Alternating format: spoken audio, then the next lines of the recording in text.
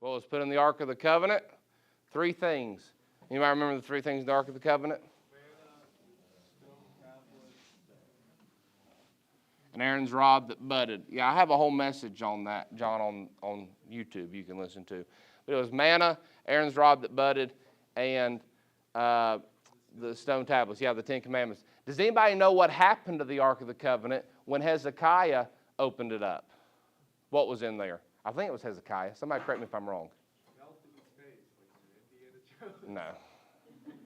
What was in the Ark of the Covenant? Was it Hezekiah that opened it up?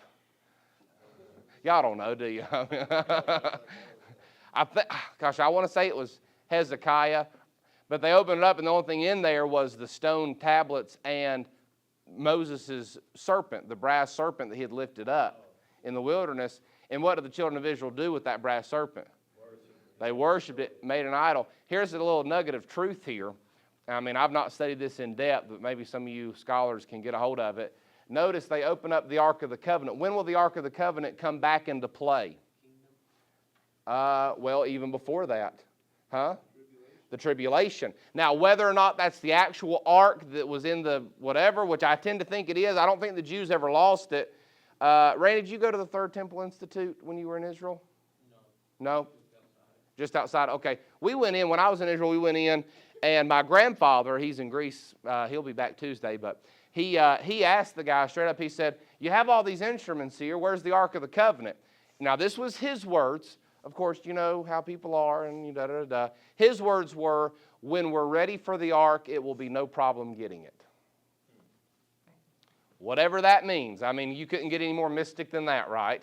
Now, and this wasn't like some old crazy Jew that just, kind of slipped in. I mean, this guy was, he was, like vice president or something high up at the Temple Mount Research or Third Temple Mount Institute, whatever, and was there giving the tour for our group. So I don't know. That's what he said. Assuming it's the same ark, here's you a little interesting tidbit of info.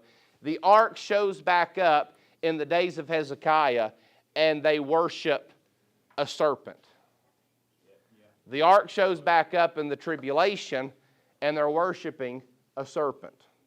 But what does Hezekiah, and if I've got the king wrong, it is Hezekiah? Okay.